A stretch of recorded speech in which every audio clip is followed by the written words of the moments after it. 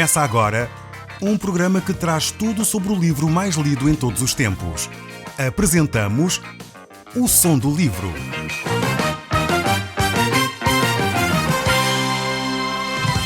Seja muito bem-vindo. Neste podcast vai encontrar o livro mais conhecido e lido em todo o mundo. Vamos levá-lo numa viagem pela história da humanidade. Este é um audiolivro para si, para a sua família e sociedade em geral. Contextualização e comentários de Paulo Chaveiro. Eu sou Paulo Chaveiro e nós hoje estaremos a olhar para o capítulo 25 do livro de Provérbios. Por isso nós vamos voltar a este capítulo e vamos voltar a partir do verso 25. Nós já falámos que aqui, a partir do capítulo 25, há uma certa voltar de página, digamos assim, em que estes provérbios são compilados por Ezequias, rei de Israel, e não por Salomão. Foram escritos por Salomão, mas foi Ezequias que mandou guardá-los e arquivá-los desta forma. Mas, no entanto, continuam a ser provérbios extremamente inspiradores para nós, com lições profundas para a nossa vida. Diz assim então este verso 25 do capítulo 25 do livro de Provérbios. Como água fria para o sedento, tais são as boas novas vindas de um país remoto. Aqui realmente vemos como este autor descreve uma notícia vinda de um país remoto. Mas ao mesmo tempo, o salmista Davi, ele descreve esta ideia de sede, de alguém que é dessedentado, alguém que mata a sua sede, de uma forma fantástica num dos seus salmos. Ele diz, assim como o cervo brama pelas correntes de água, assim minha alma tem sede de ti, ó Deus. A minha alma tem sede de Deus, do Deus vivo. Por outro lado, Jesus reafirma nos seus discursos, bem-aventurados os que têm sede e fome de justiça. Vemos aqui que esta ideia de sede, de fome, tem a ver com cada um de nós, seres humanos.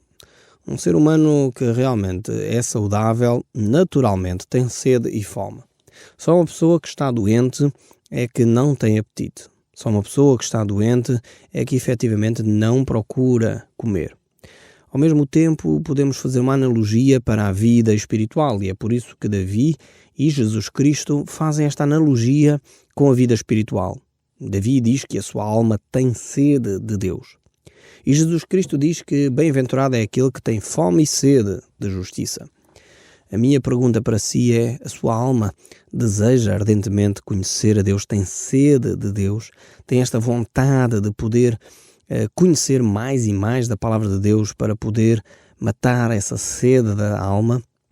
Isso realmente é fundamental para cada um de nós, porque se nós temos essa sede, isso é sinal de que buscamos de facto a Deus, queremos nos encontrar com Deus e sem dúvida alguma Deus se vai manifestar, Deus vai matar essa nossa sede. É por isso que a mensagem que o Evangelho nos traz é também uma boa notícia.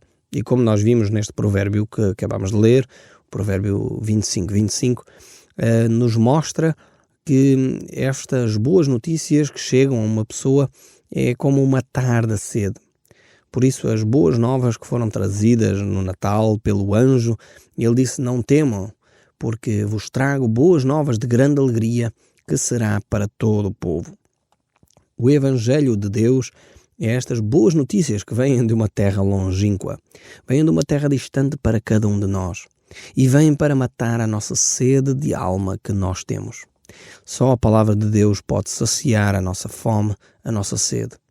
E muitas pessoas têm sucumbido, têm definhado por falta de alimento saudável, por falta de beber desta água viva que só Deus pode dar.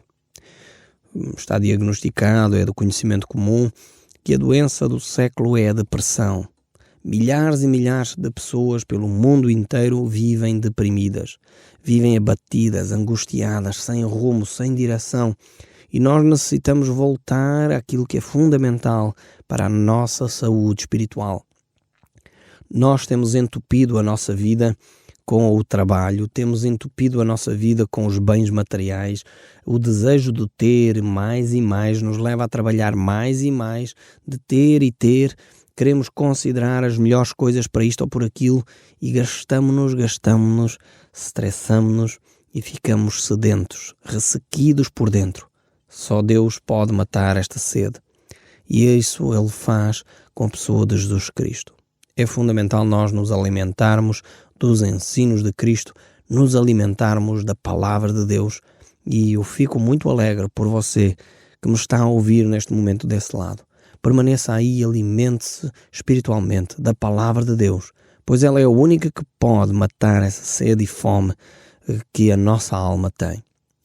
O verso 26 diz: como fonte que foi turvada e manancial corrupto, assim é o justo que cede ao perverso. Aqui temos realmente algo interessante, mas ao mesmo tempo algo triste. Quando um justo cede à perversidade, quando um justo tem a tentação de se tornar corrupto, de mentir, de defraudar alguém, isso é como uma fonte turvada, uma fonte que não pode ser utilizada. Não sei se você já passou por um momento de sede e que se dirigiu a uma fonte ou a um pequeno ribeiro para matar a sede e entretanto alguém mexeu naquela água. Alguém pôs um pé, pôs a mão precipitadamente e aquela água ficou cheia de pó. Então deixou de ser cristalina, deixou de ser possível beber dela para termos que esperar até que aquela poeira assente de novo para que aquela água possa ser reutilizada. Assim é o justo quando ele cede à tentação de caminhar pelos caminhos do perverso.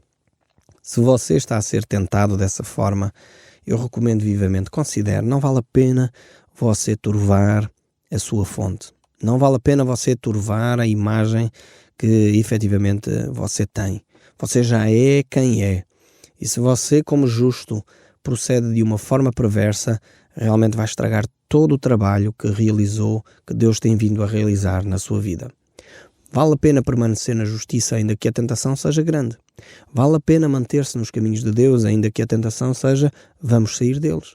Vale a pena você seguir a palavra de Deus. O verso 27 deste capítulo nos diz: comer muito mel não é bom. Assim, procurar a própria honra não é honra.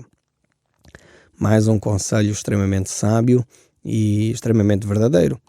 Muitas vezes nós queremos a honra destes ou daqueles, mas quem anda à procura da sua própria honra normalmente é vergonhoso.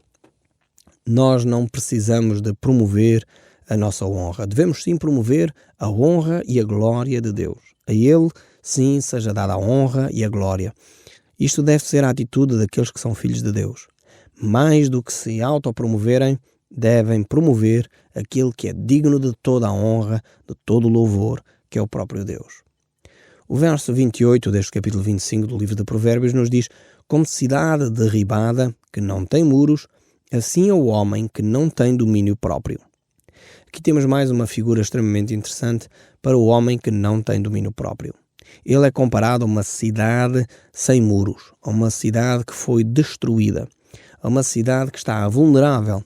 É necessário nós entendermos que naquela época as cidades, para se protegerem, elas construíam muros à sua volta. Nós aqui em Portugal temos muitas cidades bonitas, algumas delas ainda com muros de proteção, muralhas fortíssimas, altíssimas, que protegiam aquelas cidades, aquelas vilas, e realmente era a proteção daquela cidade, era a fortaleza. As cidades valiam por causa daquelas muralhas. Mas quando essas muralhas eram destruídas, então a cidade ficava vulnerável. Assim diz o texto bíblico, é um homem sem domínio próprio, sem capacidade de gerir o stress, sem capacidade de gerir a tensão, sem, como diz o povo, sem jogo de cintura, alguém que não tem poder de encaixe, capacidade para gerir as tensões. Então necessitamos de aumentar o nosso domínio próprio, refrear a nossa língua, não ser explosivos assim por tudo e por nada, mas ter domínio próprio é uma das grandes virtudes. Aliás, é tão grande que o livro de Gálatas, mais uma vez o Novo e o Velho Testamento estão em sintonia, estão em concordância, não há diferenças entre eles. Mais uma vez ele diz, mas o fruto do Espírito é amor, alegria, paz, longanimidade, benignidade, bondade, mansidão, domínio próprio. Vemos que o domínio próprio é uma virtude que Deus deseja que cada um de nós possa cultivar. Continuando aqui no livro de Provérbios, no capítulo 26, ele diz: como a neve no verão e como a chuva na ceifa, assim a honra não convém ao insensato. Como o pássaro que foge e como a andorinha no seu voo, assim a maldição sem causa não se cumpre. O açoite é para o cavalo, o freio para o jumento e a vara para as costas do insensato. Vejamos aqui este texto. Eu gostaria de fazer aqui uma pausa, uma paragem, para avaliarmos este verso 2. É interessante ver que o autor mostra o valor das maldições. No nosso país, muitas pessoas vivem atormentadas com maldições. Infelizmente, muitas pessoas vivem, inclusive, atormentadas por espíritos demoníacos. Isto é um facto na nossa sociedade. Muitas pessoas sentem no seu corpo, em sua casa, presenças estranhas, coisas que se mexem. Normalmente, quando estão deitadas, sentem muitas vezes uma pressão, alguém que está presente, alguém que os vai sufocar. Muitas vezes isso são fenómenos de ordem espiritual, que só podem ser libertos em nome de Jesus Cristo. Você pode orar em voz alta, normalmente para combater esse tipo de situações, dizendo: em nome de Jesus Cristo eu rejeito toda a ação de Satanás na minha vida. Eu me entrego nas mãos de Deus, eu me entrego nas mãos de Jesus, eu confesso o meu pecado e eu abandono, por isso Satanás não tem poder sobre a minha vida. Pode fazer esta oração para se libertar dessa opressão demoníaca. Mas por outro lado, temos várias pessoas que vivem atormentadas com pessoas que fizeram arranjinhos ou com medo de mal-olhados ou coisas do género, mas o que o texto bíblico nos diz é que a maldição sem causa não se cumpre. Você lê aí na sua Bíblia Provérbios 26, verso 2. A maldição sem causa não se cumpre. Nós não necessitamos andar constantemente atormentados se vivemos nos caminhos de Deus. Se você vive dentro da vontade de Deus, Satanás não tem poder sobre a sua vida. Você não precisa viver atormentado, não precisa viver angustiado. Eu sei que muitas pessoas às vezes vivem tão angustiadas com estas questões que nem descansam. Você precisa de alcançar a vitória em Cristo Jesus. Assim como o povo de Israel entrou na terra prometida e foi conquistando a terra passo a passo, você precisa de conquistar esse território espiritual. Percebendo em primeiro lugar que Satanás opera pelo medo. Se você está com medo das atitudes de Satanás, então ele já ganhou a batalha. Você necessita de entender também, como o texto bíblico nos diz, que a maldição sem causa não se cumpre. Ou seja, se você está a viver dentro da vontade de Deus, as maldições que alguém possa fazer contra si não terão impacto. Eu gostaria de relatar aqui um pequeno testemunho meu.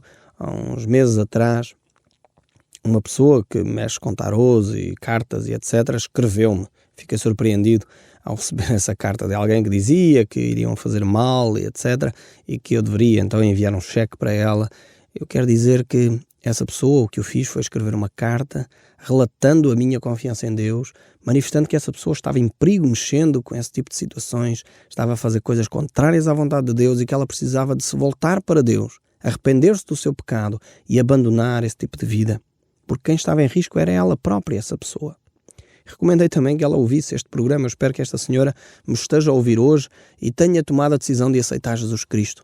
Porque aqueles que vivem debaixo da mão de Deus estão protegidos. E não há maldição nenhum, não há mal olhado algum, não há qualquer arranjinho, qualquer trabalhinho que possa ter sido feito que se vá cumprir contra os filhos de Deus. Porque é Deus quem nos defende. E a palavra de Deus no livro de Romanos é muito clara sobre isto. Se Deus é por nós, quem será contra nós? Aquele que nem poupou o seu próprio filho, antes o entregou por nós. Como poderemos dizer então que alguém nos vai fazer mal? Maldição sem causa não se cumpre. Eu quero que você ouça isso com ouvidos atentos e você possa confiar em Deus, entregando a sua vida nas mãos de Deus. Porque aqui a causa é o estarmos nas mãos de Deus. Só não há causa se nós estivermos nas mãos de Deus. Se estivermos fora da vontade de Deus, aí sim Satanás tem autoridade, tem espaço para agir na nossa vida. Então arrependa-se, volte-se para Deus e deixe-se proteger pelas mãos de Deus. O apóstolo João escreve na sua carta, no seu evangelho, aliás, capítulo 10, ele dizendo que se nós estamos nas mãos de Deus, ninguém nos pode tirar das mãos de Deus. É fundamental percebermos isso. Se você está nas mãos de Deus, está protegido, está guardado e maldição nenhuma se irá cumprir quando você está nas mãos de Deus. Continuando o nosso texto bíblico, eu espero que tenha ficado claro para si este aspecto. Confie em Deus, dedique a sua vida a Deus e abandone o seu pecado, reclame a autoridade de Jesus sobre a sua vida e rejeite, em nome de Jesus Cristo, toda a ação de Satanás. Faça isso em oração, faça isso com jejum, libertando-se assim das amarras de Satanás.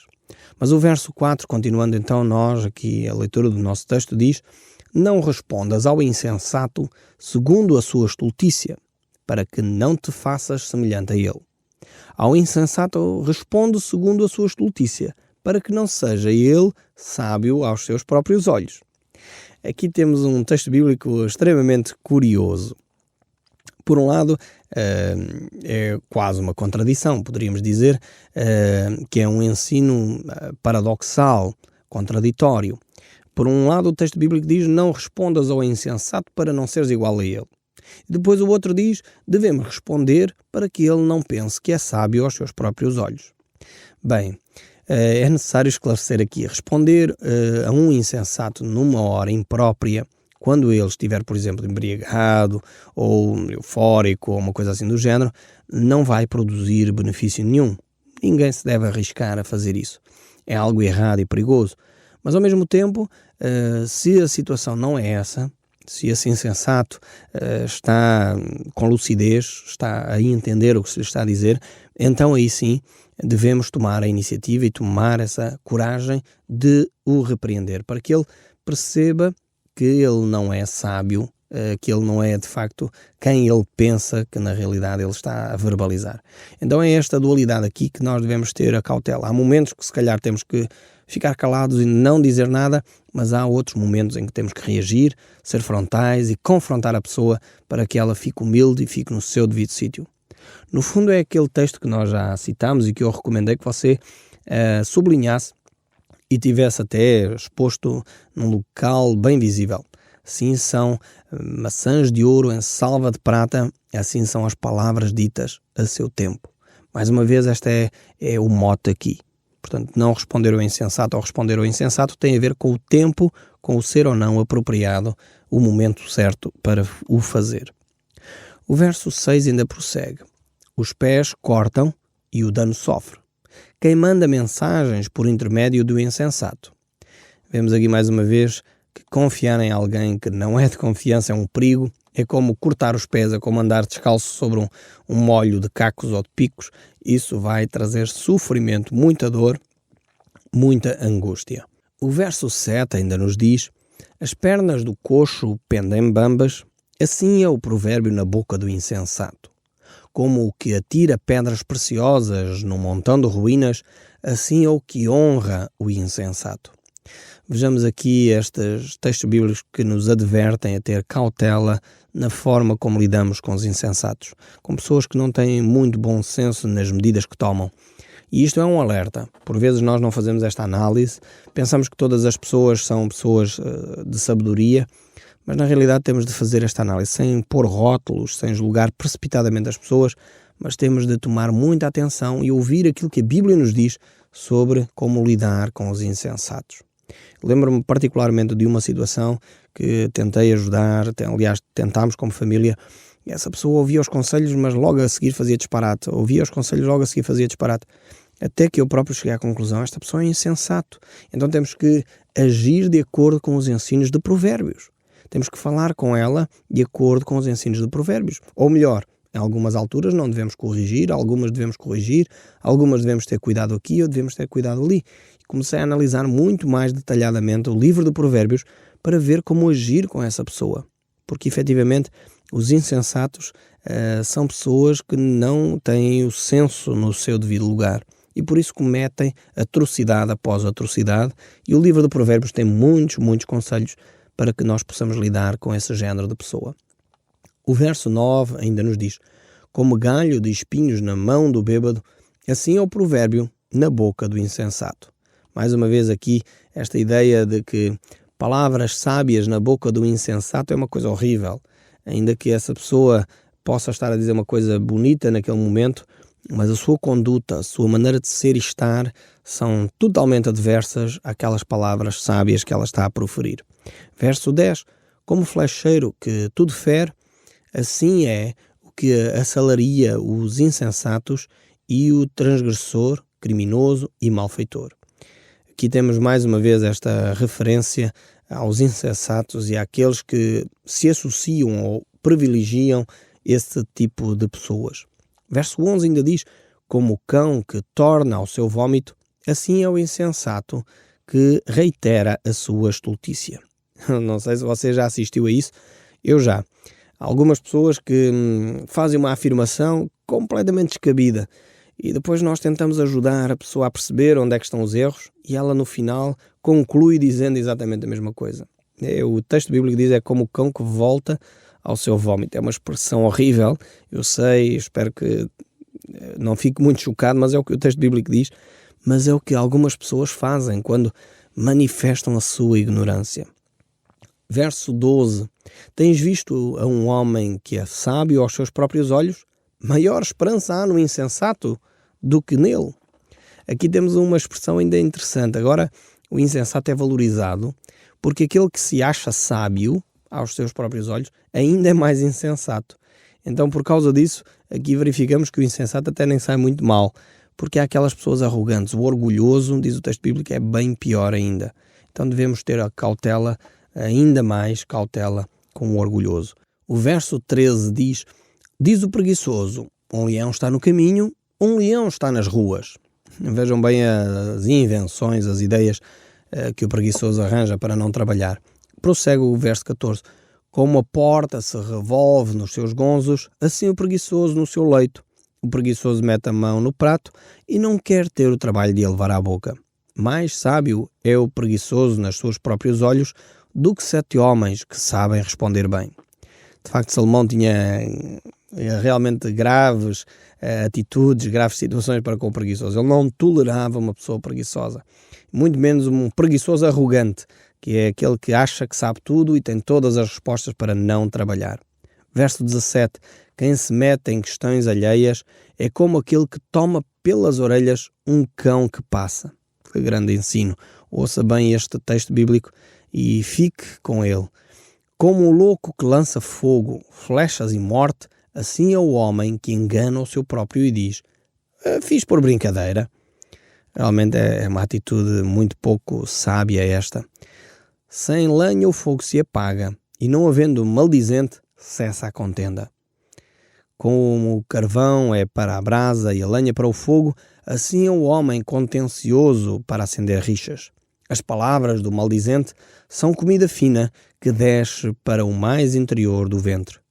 Como o vaso de barro cobertos de escória de prata, assim são os lábios amorosos e o coração maligno. Aquele que aborrece e dissimula com os lábios, mas no íntimo encobre o engano, quando te falar suavemente, não te fies nele, porque 7 abominações há no seu coração. Ainda que o seu ódio se encobre com engano, a sua malícia se descobrirá publicamente. Quem abre uma cova, nela cairá, e a pedra rolará sobre quem a revolve. A língua falsa aborrece a quem feriu, e a boca lisonjeira é causa de ruína. O Som do Livro, uma produção da Rádio Transmundial de Portugal.